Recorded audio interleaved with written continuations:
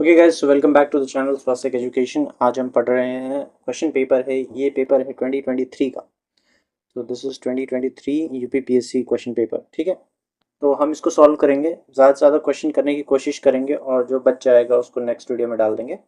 तो ये GS1 है, तो इसमें 150 क्वेश्चन होंगे और GS2 उसके बाद हम देखेंगे। तो GS1 में 150 क्वेश्चन है। तो पहला क्वेश्चन हम स्टार्ट करते हैं।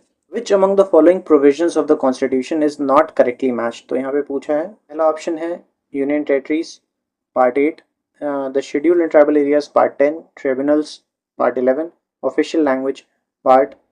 तो इनमें से कौन सा करेक्टली मैच्ड नहीं है? तो ये बहुत सिंपल है कि करेक्टली मैच जो नहीं है वो है ट्राइब्यूनल, दैट इज पार्ट 11। क्योंकि ट्राइब्यूनल है पार्ट 14A, क्योंकि ऐड हुआ है बाद में, तो इसको हम लिख सकते हैं इट इज 14A। ठीक, या फिर इसको अगर रोमन में लिखना चाहें तो X1V 14। तो ये है tribunal.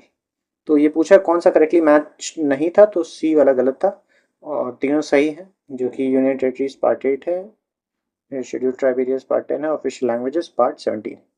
Okay, next question. Match list 1 with list 2।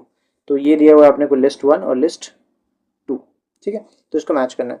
तो पहला है article 324। Article 324 deals with national commission for scheduled cast. क्या ये सही है? अच्छा, मैच करना है, सॉरी। तो इसको हमको देखना है कि ये वाला किससे मैच करता है। तो इलेक्शन कमीशन ए वाले का 4 होना चाहिए।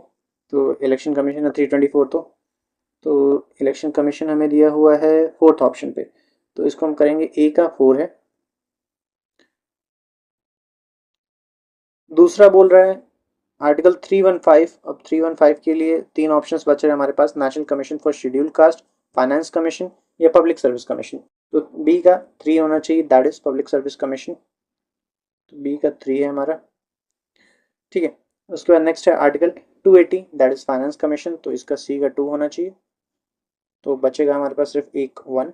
तो ये हो गया हमारा ऑर्डर, दैट इज ए का 4, बी का 3। तो ऑप्शन देखेंगे, ए का 4, ए का 4 एक ही जगह है, तो ऑप्शन डायरेक्ट आ जाता, पूरा करने की जरूरत नहीं थी। तो ऑप्शन इज बी। तीसरे क्वेश्चन की तरफ चलते हैं। Consider the following events and arrange these in correct chronological order starting from the earliest to the last activity. पहला है appointment of the drafting committee. दूसरा है Indian constitution was adopted and enacted. Third है date of commencement of Indian constitution. चौथा है constitution assembly first met. तो chronology पूछा है, यानी सबसे पहला कौन हुआ था, उसके बाद क्या हुआ था। तो सबसे पहले हमारी हुई होगी कि मीटिंग हुई होगी। ठीक है, उसके बाद ही कोई चीज़ ड्राफ्ट हुआ होगा। तो इसमें से पहले, इसमें सिर्फ यही दोनों ऑप्शन हैं, दैट इज फोर से शुरू हो रहा है। अब देख लेते हैं। तो ये हो गया हमारा पहला, फर्स्ट ये हुआ था। दूसरा क्या हुआ था, कॉन्स्टिट्यूशन मीट कर गई। ठीक है, उसके बाद क्या होगा, तो दोनों में 1 भी है, तो ये दूसरा है, अपॉइंटमेंट होंगी। ठीक, तो 4 1 ये दोनों हो चुके हैं हमारे पास। अब तीसरी चीज़ क्या हुई थी, क्या पहले date of commencement of constitution हुआ था या कॉन्स्टिट्यूशन अडॉप्ट ही हो गया था पहले? तो अडॉप्ट तो लास्ट में होगा, पहले डेट ऑफ कमेंसमेंट होगा, फिर अडॉप्शन होगा, 4th ही होगा। तो हमें देख लेते हैं। तो 4 1 3 और 2। तो 4 1 3 2 ये वाला ऑप्शन है। तो this will be the correct answer. ठीक है, given below are 2 statements, one is labelled assertion, other is reason. तो अब असर्शन और रीजनिंग क्वेश्चन है, देख लीजिए। assertion है, the president can recommend to the parliament to change the boundary of any state after seeking views of the concerned legislature of the state on the subject within the specific period। assertion हमें सही लग रहा है कि president recommendation ले सकते हैं किसी भी स्टेट से, पहले उसका नाम चेंज करना है, बाउंड्री चेंज करना है, फिर कुछ चेंज करने के लिए। तो ये चीज़, लेकिन उनकी बाइंडिंग नहीं होती है। ठीक है, रीजन है, it is not mandatory for the president to accept the proposal of any concern state legislature. ठीक है, ये भी सही बात है। क्या ये इसको एक्सप्लेन कर रहा है? ये इन दोनों को एक्सप्लेन नहीं कर रहा, क्योंकि अगर आप इसमें पहले वाले में देखेंगे कि वो बता रहा है आपको कि प्रेसिडेंट पूछ सकते हैं स्टेट से उनकी राय, लेकिन दूसरे में क्या लिखा हुआ है, it is not mandatory for him to accept the. तो ये पहले वाले स्टेटमेंट को एक्सप्लेन नहीं कर रहा है। ठीक, तो दोनों अपनी अपनी अलग अलग बातें कर रहे हैं। तो आंसर हो जाएगा B, that is both A and R are true but R is not the correct explanation of A.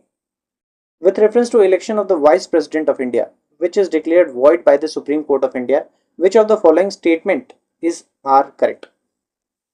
Here, Vice President of India, which is declared void by the Supreme Court. Okay. The act done by him, Vice President, before such declaration are considered valid. क्या उसको valid मानेंगे? बिल्कुल valid मानेंगे कि कोई भी चीज़ जो होती है उसको वैलिड ही मानते हैं, उसको इनवैलिड नहीं कर सकते अगर उसके पहले जो किया उन्होंने।